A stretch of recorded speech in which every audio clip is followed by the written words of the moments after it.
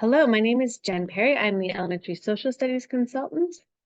And hello, my name is Dina Alexander. I'm one of the ELL consultants. And today we are going to show you the one pager, all about the one pager. It's a really great tool for all learners. This presentation has been linked as well.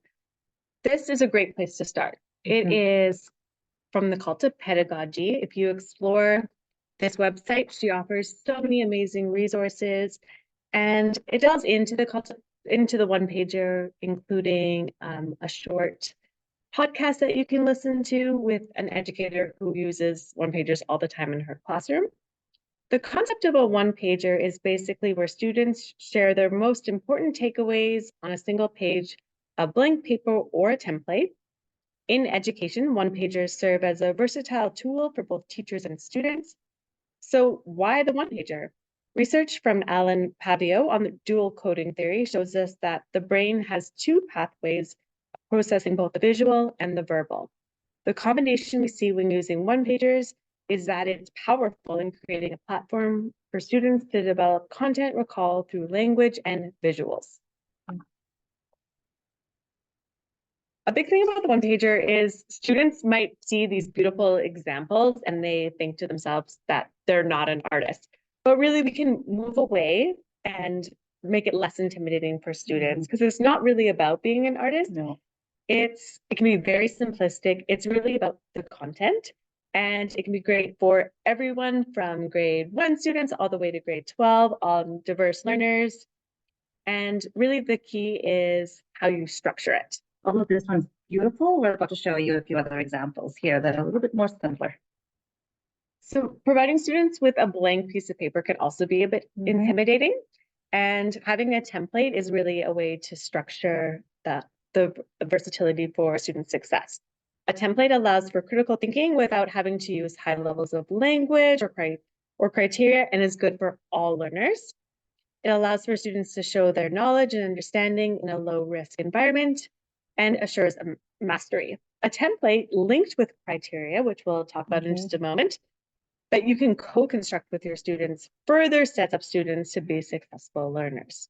So the great thing about templates is there's actually a whole bunch of free ones. You can create one on Canva or PowerPoint on Google Slides. You as a teacher can just whip out your pen and create boxes. Also, I think there's some great ideas too. Yeah, if you don't have a template ready to go and you feel in the middle of your lesson, this would be a great opportunity for students to show their understanding of the content area you're teaching, or if you want to create one, co-create one with your students, just take a piece of paper and fold it. You can do a diamond fold, and there you have at least 4 boxes where you can start sharing both the instructional content as well as connecting it with visuals. So when you're co-constructing criteria, that means you're sitting with your students and you're sharing some ideas of what you want to capture on your one page. And you can just type it out, write it on the board, get their ideas, and there's some examples that we've had linked that can inspire you and your students. This was an example of a grade 6 one, just with some check boxes, and students co-created this together. And the benefit of doing that is your students are part of the process. And so they will take ownership over it because they have created that criteria with you. And so they know exactly what the target goal is for that assignment. This is an example of co-created criteria for a grade 5-4 class on the fur trade. And you can see students brainstormed how many vocabulary words, and then they use the check boxes, how many images they would need, how many facts and dates. So it was all created together. As your students progress with the one pager and understand it and are familiar with it, they can branch out and create their own templates using co-criteria. So these are some examples of grade 5 and 6 students who were familiar with the one page and were able to create their own little template. And so tips in getting you started, so ensuring your students are successful creating these one pagers, is simply also starting by that co-creation process and setting your students up for success. And so as we mentioned earlier, this is good for all the learners in your classroom, whether you're talking about your students that are EAL learners that have additional language needs, or students that might have other learning needs.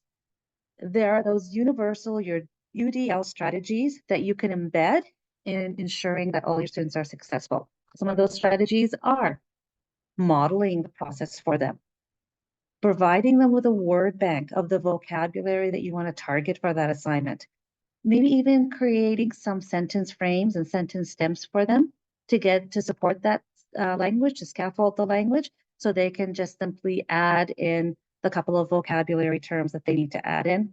And of course, visuals, visuals, visuals. We've said it multiple times in all of our departments. They're a great way to connect our students and provide multiple access points for them. But for the one pagers to ensure that's successful, we talk about introducing the assignment, showing students that example. So I do, we do, you do, giving students time to work on it in class, where they can always be checking in with you, the teacher, and checking in with peers as well. And then it's a great idea to celebrate their success at the end is to do a gallery walk. Just display them around the room, have them laid on the desks, and have students go around like they would in a museum and do a gallery walk and celebrate the wonderful work and their accomplishment. And to take it one step further is have students share with a partner or in small groups.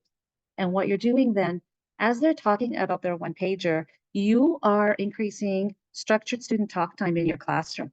So students are engaging in that subject-specific vocabulary development. And that's exactly what we want to hear our students engaging in. Awesome. So many great ideas.